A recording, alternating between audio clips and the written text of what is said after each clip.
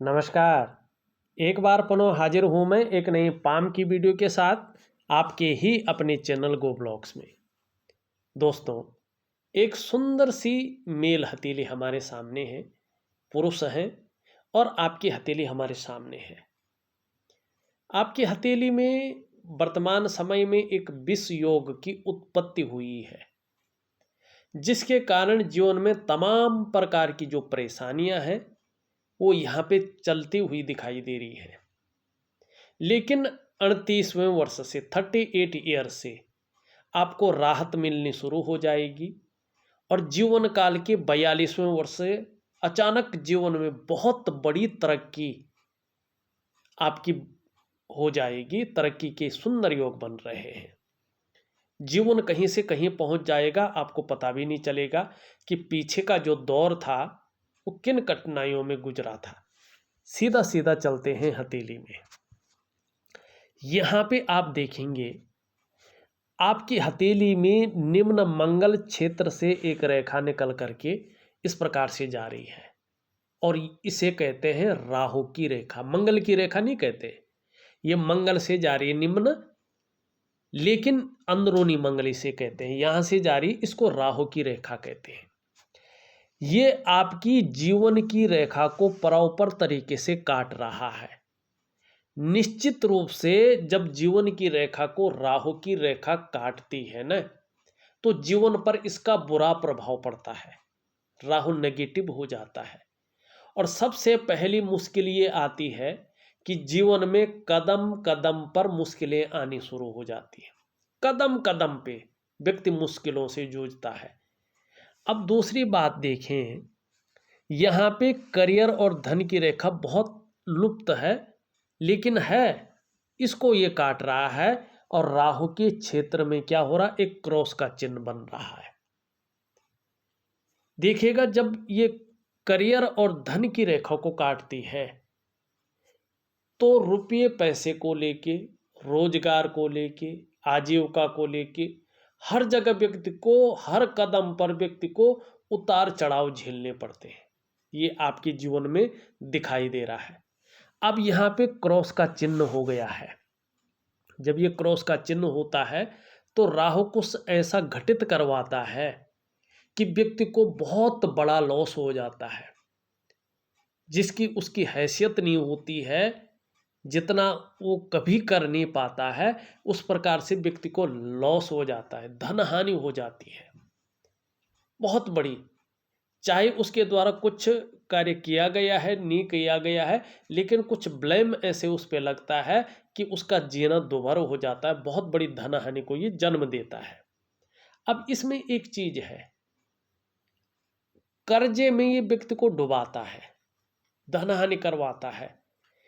अब क्या है कि अगर धन हानि नहीं कराता है, ये कर्जे में डुबाता है, तो व्यक्ति को जेल की यात्रा कराता है।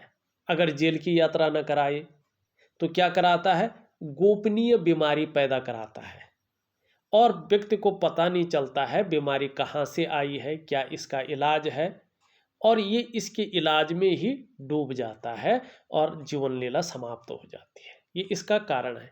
लेकिन इसने धन हानि कराई है तो ये और चीज़ों को नहीं देगा।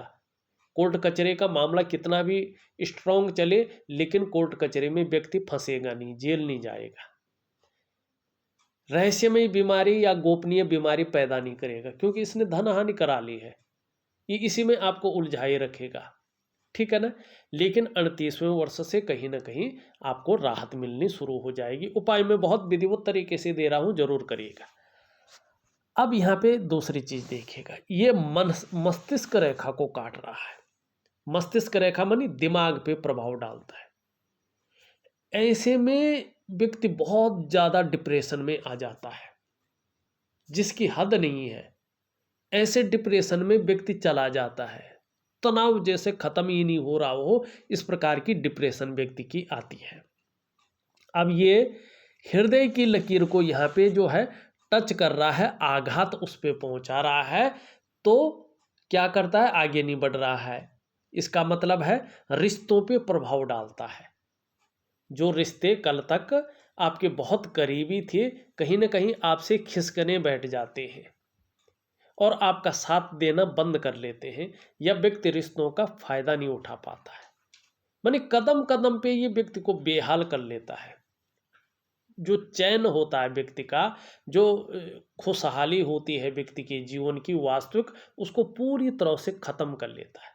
यही राहु यहाँ पे करता हुआ दिखाई दे रहा है। अब राहु का इफेक्ट कहाँ कहाँ पड़ रहा है, देखिएगा इस चीज को।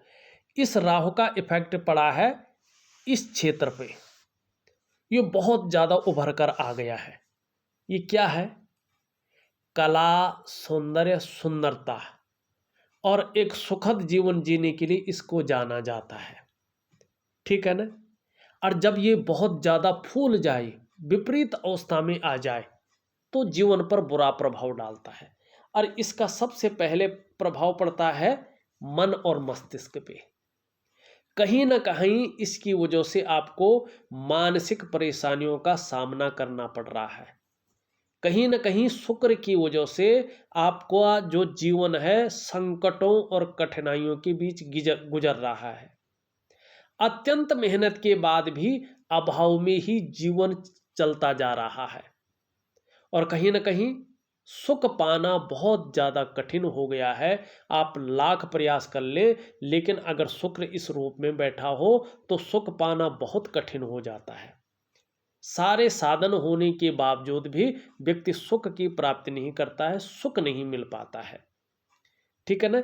और कहीं ना कहीं जो व्यक्ति का प्रेजेंटेशन होता है वो कहीं ना कहीं खत्म होता जाता है, सही से व्यक्ति का प्रेजेंटेशन अच्छा नहीं होता है।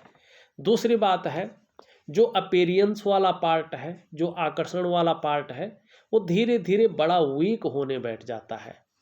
और उसकी वीक होने की वजह से व्यक्ति के अंदर जो काबिलियत रहती है, जो क्षमता रहती है दूसरे को आकर्षित करने की, उस प्रकार से व्यक्ति दूसरे को आकर्षित नहीं कर पाता है। तो इस प्रकार की चीज़ों को यहाँ पे आपका शुक्र जो है दिखाई दे रहा है, चीज़ें पैदा कर रहा है। अब ये शुक्र कौन है?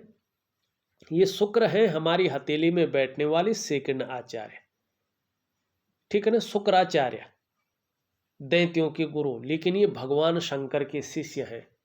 क्या करना चाहिए? शुक्र को जो है प्रसन्न करने के लिए, अगर शुक्र ठीक होंगे तो चीजें बहुत बेहतर होंगी। अब इसका प्रभाव एक अन्य चीज पे भी पड़ रहा है, धीरे धीरे देखिएगा। किसका प्रभाव पड़ रहा है? राहु का। आपके इस क्षेत्र पे ये भी अनबैलेंस होने बैठ गया है। और ये क्षेत्र किसका है? ये है चंद्रमा का क्षेत्र। चंद्रमा मतलब जो मन का कारक है। अब ये भी यहाँ पे बहुत ज़्यादा फूलने बैठ गया है, इसकी तरफ आने बैठ गया है, ठीक है ना। और किस चीज़ से हो रहा है? राहु से चीज़ें हो रही है। कहीं न कहीं मन को गड़बड़ रखे हुए है, मानसिक परेशानी से ग्रसित कर रहा है, भावुकता भी दे रहा है। बहुत ज़्यादा भावुक हो सकते हैं, बात बात पर आंख से आंसू बह सकते हैं, इस प्रकार की पोजीशन को ये पैदा कर रहा है, ठीक है ना, समस्या को पैदा कर रहा है। या इमोशनली बहुत परेशान हो सकते हैं, मन अच्छा नहीं रहेगा, कुछ समय तक मन व्याकुल रह सकता है, भटक सकता है, खराब सा रह सकता है। और कहीं ना कहीं आपका मस्तिष्क और मन खराब होने के कारण कहीं ना कहीं डाइजेस्टिव सिस्टम की दिक्कत आ सकती है, आपको इसका ध्यान रखना है। नींद आने में बहुत ज़्यादा समस्याएं उत्पन्न हो सकती है, इसका ध्यान रखना। अब क्या करना चाहिए ऐसी चीज़ों के लिए? इसके लिए एक वैज्ञानिक क्रिया है, जो आध्यात्मिक भी है, वैज्ञानिक भी है, शारीरिक भी है, ठीक है ना, और कहीं ना कहीं योगिक भी है। इन सारी क्रियाओं से मिलके एक दिव्य योग ध्यान क्रिया बनाई गई है। आप लोगों को ये फायदा पहुंचाए, इसके लिए निश्चित रूप से आपको दिव्य सूर्य क्रिया, दिव्य योग ध्यान क्रिया, और इसमें भी दिव्य योग ध्यान क्रिया मैं जरूर दूंगा, निश्चित ही जो है आपको इसका फायदा मिलेगा। और इस क्रिया को आपको बहुत जरूरी है करना, ठीक है ना। तो इस क्रिया से धीरे धीरे चीज़ें बहुत बेहतर हो जाएंगी। अब इसका प्रभाव एक और चीज़ पे पड़ रहा है, फिर मैं पूरी हथेली का विश्लेषण करता हूँ। ये सूर्य का भाग है, और सूर्य के भाग में देखिएगा आप, एक यौ का साइन बनता हुआ दिखाई दे रहा है। ये मछली नहीं है, ये यव का साइन बनता हुआ दिखाई दे रहा है, ये बहुत खराब होता है। सूर्य पर्वत पे जैसे ही यव का साइन बनने बैठ जाए, व्यक्ति राजा से रंक हो जाता है, रोड़पति हो जाता है, करोड़पति से रोड़पति, रोड पे आ जाता है, यश छिन जाता है, प्रतिष्ठा छिन जाती है, मानी धन को खराब करने वाली चीजें होती हैं। ये धन के खराब होने को दिखाता है। क्या करनी चाहिए व्यक्ति को? सूर्य की उपासना करनी चाहिए और धैर्य का जो है धैर्य रखना चाहिए, चीजें धीरे धीरे अच्छी होने बैठ जाती हैं। अब ये चीजें यहाँ पे खराब है, जिसके लिए चीजें आपको सुधारने की जरूरत है। लेकिन एक चीज अच्छी है। अच्छी क्या है? ये बता रहा है कि कहीं ना कहीं देखिएगा, जीवन काल का जो 42वां वर्ष है, 41वें वर्ष तक कहीं ना कहीं जीवन में संघर्ष भी रहेगा और आपको 41वें वर्ष तक व्यापार की तरफ नहीं जाना है। ये बड़ी धन हानि को दिखा रहा है। व्यवसाय बहुत बड़ा सोच समझकर करना पड़ेगा आपको। व्यवसाय में नुकसान को दिखा रहा है, और करते भी हैं तो पार्टनरशिप में नहीं करना है। एक बात का ध्यान रखिएगा, खूब मेहनत के बाद ही आपके पास धन आएगा। खासकर जीवन में जो धन कमाने की स्थिति है थोड़ी सी लेट बनेगी। 42वें वर्ष से 42 ईयर से धन कमाने की जो स्थिति है वो जबरदस्त बनेगी। लेकिन जीवन काल के 38 वर्ष से 38वें वर्ष से चीजें आपके पक्ष में आने बैठ जाएंगी और कहीं ना कहीं जो है बेहतर स्थिति आपकी आने बैठ जाएगी। ठीक है ना? स्पष्ट रूप से ये दिखाता है। लेकिन जैसे जैसे उम्र बढ़ेगी, पीठ का दर्द है, घुटने का दर्द है, कमर की प्रॉब्लम है, इसकी संभावना भी बढ़ेगी। तो इसके लिए प्राणायाम है, योगा है, वर्कआउट है, ये चीज़ें करते रहें तो चीज़ें बेहतर रहेंगी, चीज़ों का नुकसान नहीं होगा। अब यहाँ पे चीज़ बेहतर क्या है? यहाँ पे देखेंगे आप 1, 2 और 3, ये स्पष्ट रूप से 1 कट, 2 कट, 3 कट बना रहा है। और जो करियर और धन की रेखा है कहीं ना कहीं आपकी इस प्रकार से जाती हुई मजबूत अवस्था में आ रही है। इसके लिए दिव्य योग ध्यान क्रिया और माँ लक्ष्मी का उपाय जरूर करें। उपाय मैं इस तरह से दूंगा, बहुत सारे हैं कि आप कर भी सकें और करना बहुत जरूरी है। तो ये रेखा भी स्पष्ट हो जाएगी और हथेली का जो है ये योग भी उत्पन्न होता हुआ दिखाई दे रहा है। जीवन काल के 42वें वर्ष से निश्चित तौर पे एक एक्यूरेट उम्र ये बता रहा है, आपको अचानक जीवन में तरक्की मिलनी शुरू हो जाएगी। ये जीवन में अचानक तरक्की को दिखा रहा है। धन, प्रतिष्ठा, मान, सम्मान सभी चीजों में बहुत बड़ी बढ़ोतरी को दिखा रहा है। निर्धन नहीं रहेंगे, गरीब नहीं रहेंगे, ये स्टैंप लग गई है। लेकिन जब तरक्की को आप पाने शुरू कर लेंगे तो धीरे धीरे ईगो प्रॉब्लम भी आपके अंदर आ जाएगी। ये जो ईगो प्रॉब्लम होती है ना, अभिमान होता है ना, व्यक्ति के पतन का कारण होता है। तो क्या करना है? अपने मस्तिष्क शक्ति से इससे थोड़ा संभल कर चलना पड़ेगा, क्योंकि साथ साथ में धार्मिकता भी आएगी।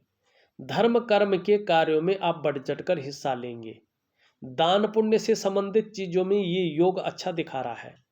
धन के लिए जीवन काल के 42वें वर्ष से ये योग बहुत अच्छा है।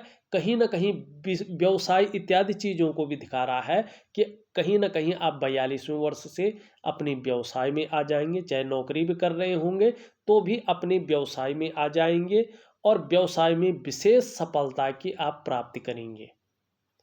ये स्पष्ट तरीके से यहाँ पे कह रहा है। ठीक है ना? तो बहुत अच्छा योग यहाँ पे जीवन काल के 42वें वर्ष से बनता हुआ दिखाई दे रहा है। अब 38वें वर्ष से चीजें बेहतर क्यों हो रही हैं? यहाँ पे देखिएगा, ये आपकी जो है हृदय की लकीर है, ये आपके मस्तिष्क की लकीर है, ये आपकी जो है जीवन की लकीर है।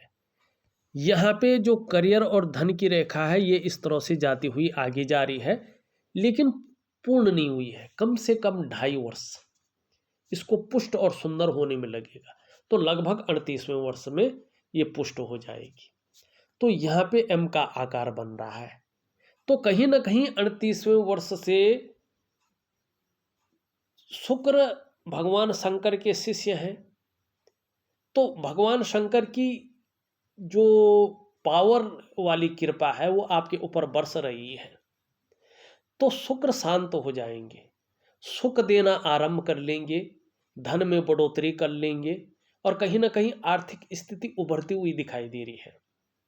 अब उसके कारण जब भगवान शंकर की जो नेचुरल कृपा है वो पावर रूप में व्यक्ति के शरीर के अंदर प्रवेश करती है, तो उनके जो आंसू का अंश है भगवान भैरव जी, उससे जो है राहु संतोष हो जाता है। ठीक है ना, राहु बुरा प्रभाव नहीं डालता है। तो क्या होगा, राहु की स्थिति पीड़ादायक नहीं रहेगी, तो चीजें बेहतर होंगी। और मन का कारक जो चंद्रमा है वो भगवान शंकर के क्या है, गण है। तो कहीं ना कहीं वो बैलेंस अवस्था में आ जाएंगे। तो जब वो बैलेंस अवस्था में आएगा तो मन मजबूत हो जाएगा, चीजें बेहतर होनी बैठ जाएंगी। तो कहीं ना कहीं ये एम का अक्षर बना रहा है कि जीवन काल के 38वें वर्ष से लेके 55वें वर्ष तक जो आर्थिक स्थिति है उसमें लगातार बढ़ोतरी होगी। फिर आप पीछे मुड़कर नहीं देखेंगे। लेकिन आपको क्या करना है, भगवान शंकर की पूजा नियमित रूप से करनी है और साथ साथ में जो दिव्य योग ध्यान क्रिया में दे रहा हूं उसको विस्तृत रूप से करते जाना है। उससे चीजें अच्छी अवस्था में आनी शुरू हो जाएंगी। ठीक, यहाँ पे 2-3 चीजें हमने जान ली हैं। अब कुछ चीजें और देखते हैं। देखिएगा, जो आपके गुरु की उंगली है ये पूरी तरह से झुक रखी है, कर्ब ले रही है मिडिल फिंगर की तरफ। धार्मिक भावनाएं वास्तव में बहुत सुंदर रहने वाली हैं जीवन में। ईश्वर में अटूट विश्वास रहेगा और कहीं ना कहीं दयालुता और परोपकार की भावना भी आपके अंदर बनी रहेगी। मिडिल फिंगर देखें, कहीं ना कहीं बृहस्पति की ओर झुकती हुई दिखाई दे रही है, ये बहुत अच्छा है। आने वाले समय में समझदारी से काम लेंगे, बुद्धिमता से काम लेंगे और मेहनत करने में कभी नहीं हिचकिचाएंगे, मेहनती होंगे, कर्म में विश्वास रहेगा, इसका फायदा मिलेगा। दूसरी बात, जो मानसिक क्षमता है वो बहुत बेहतरीन रहने वाली है। जो आपके अंदर आध्यात्मिक क्षमता है उसमें वृद्धि होती हुई दिखाई दे रही है और ये भाग्य का द्योतक है, कहीं ना कहीं भाग्यशाली व्यक्तित्व रहेगा आपका। ये इसका बड़ा महत्व है। आपकी हथेली में बहुत सुंदर अवस्था में जो है आपकी बीच की उंगली है, ये बता रहा है कि कहीं ना कहीं स्वाभिमानी रहेंगे, विवेकीपूर्ण ढंग से काम करेंगे, विवेक बहुत अच्छा रहेगा। कैसी भी परिस्थिति हो औरों की मदद करने वाले व्यक्तियों में एक आपका स्थान रहेगा और बुद्धिमता से आप काम करेंगे और भाग्यवान व्यक्तित्व आपका बना रहेगा, बड़ा भाग्यवान भी रहेंगे आप। तो ये चीजें यहाँ पे बेहतर दिखाई दे रही हैं। दूसरी बात देखें, ये उंगली पूरी तरह से झुक रखी है और इस उंगली की तरफ यश पाने की इच्छा, नेम फेम पाने की इच्छा और अपने कार्यों में विस्तार पाने की इच्छा भी बहुत तीव्र बनी रहेगी, चाहे कितनी ऊंचाइयों तक आप पहुंच जाएं। यहाँ पे देवगुरु बृहस्पति और सूर्य दोनों की उंगली जो है बराबर है और दोनों मिडिल फिंगर से छोटी है। धन और यश की भूख बहुत ज्यादा आपके अंदर वर्तमान में है। पैसा और सम्मान आपके लिए बहुत जरूरी हो गया है और इस समय मात्र जीवन का लक्ष्य भी यही दिखाई दे रहा है। ये उंगलियां बताती हुई यहाँ पे नजर आ रही है। अब यहाँ पे सबसे छोटी उंगली देखें, ये भी पूरी तरह से झुकी हुई है इस उंगली की तरफ, सूर्य की उंगली की तरफ। धन कमाने की जो ललक है वो जबरदस्त रहेगी, लेकिन ये इसके पहले पौरों तक नहीं पहुंच पा रही है। तो धन के प्रबंधन में कमी को दिखा रही है कि कहीं ना कहीं कमी बनी रहेगी, इसको आपको सुधारना है। कागजों के रख रखाव में, अकाउंटेबिलिटी में, फाइलिंग में और कई बार अपने को सही तरीके से व्यक्त करने में, प्रमोट करने में थोड़ी सी कमी को ये उजागर कर रहा है। क्या करना है, यहाँ तक अगर नाखून बढ़ाएं तो कम्युनिकेशन स्किल्स में नेचुरल तरीके से वृद्धि हो जाएगी। अपने को सही तरीके से व्यक्त करने की क्षमता आ जाएगी, तो चीज़ें बेहतर अवस्था में आनी शुरू हो जाएंगी। ये जरूर करना है आपके। एक सबसे बड़ा उपाय मैंने आपको बता दिया है इस हथेली का, ठीक है ना। अब क्यों बताया, देखो ये कनिष्ठा उंगली है, थोड़ा इसको समझने की कोशिश करो। ये कनिष्ठा उंगली है, ठीक है ना। और बुध पर्वत द्वारा, बुध ग्रह द्वारा ये शासित उंगली है। ये आपकी वाक शक्ति, माने कितने अच्छे आप वक्ता हैं, किस तरीके से आप अपने को जाहिर कर पाते हैं समाज में, चाहे वो कला के माध्यम से हो, चाहे वो लेखन के माध्यम से हो, चाहे वो अपनी वाक शक्ति के माध्यम से हो। ये सारी चीज़ें हमें इसी उंगली से जो है पता चलती हैं। कनिष्ठा उंगली हमेशा आपके बारे में बताती है कि आपके अंदर व्यापार करने की क्षमता कितनी है, साइंटिफिक रिसर्च करने की क्षमता कितनी है, किन तथ्यों पर आप जांच कर सकते हैं, ठीक है ना। इस उंगली का भी बहुत बड़ा महत्व है। ये हमारी जीवन की एक आधारशिला है। तो यहाँ तक आपको क्या करना है, नाखून बढ़ाना है। अब चलते हैं। अब यहाँ पे एक दृष्टि डालो, देखिएगा ये उंगली कहाँ झुक रही है, मिडिल फिंगर की अंदर। ये उंगली कहाँ झुक रही है, मिडिल फिंगर की अंदर। ये कहाँ झुक रही है, इस तरफ। मानी सभी उंगलियों का झुकाव क्या है, मिडिल फिंगर की तरफ है। ऐसे में शनि के जो नेचुरल नेगेटिव गुण हैं वो व्यक्ति के अंदर आ जाते हैं। क्या देता है, व्यक्ति जीवन में कभी कभी बहुत ज़्यादा दुखी सा हो जाता है। कभी कभी जीवन में सब कुछ होते हुए भी जो वास्तविक खुशियां हैं जीवन से नदारद हो जाती हैं। तो इसके लिए क्या करना है, कहीं ना कहीं भगवान शंकर की उपासना करनी है। अब क्यों, क्योंकि जो ये शनिदेव है ना, भाग्य स्थान, ये भगवान शंकर को पाने की चेष्टा करते हैं, मानी उनके शिष्य माने जाते हैं ये, ठीक है ना। ये भगवान शंकर के ही शिष्य माने जाते हैं। भाग्य मानी भाग्य बनाने में सबसे बड़ा योगदान किसका है, भगवान शंकर का, आशुतोष का, ठीक है ना। भाग्य का सूचक क्या है, शनि है, रहस्यमय ग्रह है। इसे भाग्य स्थान कहते हैं हथेली में। ये कर्म को देखता है आपका, आपका जैसा कर्म होगा उसके अनुसार फल देता है। गलत होगा तो 7.5 ढाइया में फल देते हैं, ठीक है ना कहीं परेशान भी करते हैं, रंग से राजा भी बनाते हैं। ये इसके ऊपर निर्भर करता है कि हथेली में ये किस रूप में बैठे हुए हैं, क्या फल दे रहे हैं, ठीक। अब यहाँ पे देखिएगा, आपकी जो हृदय की लकीर है सीधी सीधी देवगुरु बृहस्पति की ओर जा रही है और हल्का टच कर रही है। अभी 3 चीजें दिखा रही हैं कि सुबह उठते ही 3 चीजों पर ध्यान जाएगा। सबसे पहले उठते ही पैसों पर ध्यान जाएगा। पैसों का मैनेज कैसे किया जाए, पैसों का प्रबंधन कैसे किया जाए, पैसे आने का स्रोत कहाँ से पैदा हो, किस तरह से इनको मैनेज करें। दूसरा, उठते ही फिजिकल बॉडी की तरफ ध्यान जाएगा, अपने को मेंटेन कैसे रखें, अपनी पर्सनैलिटी पर कैसे ध्यान दें, अपने को सज संवर कर कैसे रखें। तीसरा, उठते ही कामुकता की तरफ ध्यान जाएगा, अपने कार्यों को कैसे बढ़ाएं, उनका विस्तार कैसे करें, किन चीज़ों में अच्छा फायदा होगा, किन चीज़ों में नहीं होगा, ये एनालिसिस पर ध्यान जाएगा। इन 3 चीज़ों पे उठते ही व्यक्ति का ध्यान जाएगा, ये यहाँ पे बता रहा है। मस्तिष्क रेखा आपकी बहुत अच्छी है, कल्पना बहुत ज़्यादा करते हैं। आपको जीवन में कहीं ना कहीं जो है लंबी और हवाई यात्राओं का मौका भी मिलेगा, ठीक है ना। लेकिन वर्तमान में क्या है, बृहस्पति जो है थोड़ा साधारण भाव में आ गए हैं और चंद्रमा अनबैलेंस ज़्यादा उभर रहा है, तो चिंतातुर स्वभाव भी कुछ समय तक बना रहेगा। जीवन रेखा इस तरह से आती हुई सीधा केतु की ओर जा रही है। अब मैं यहाँ पे शास्त्रों की बात नहीं करूँगा।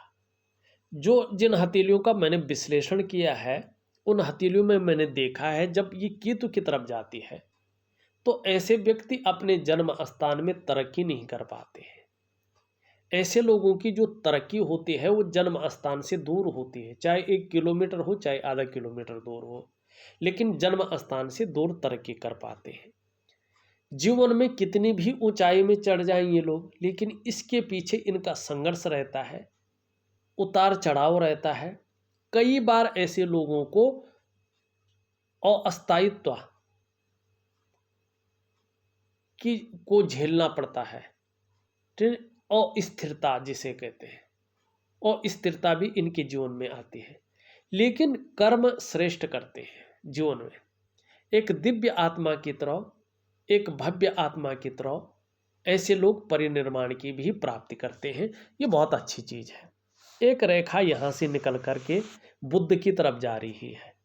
जैसे जैसे ये स्पष्ट होती जाएगी, सुंदर होती जाएगी, जीवन में आपकी सफलता उसी अनुरूप बढ़ती जाएगी।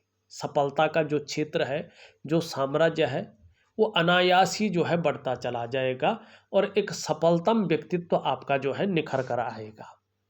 यहाँ पे एक रेखा ऐसी है, एक रेखा ऐसी है, और इस प्रकार से जो है यहाँ पे चीजें बन रही है।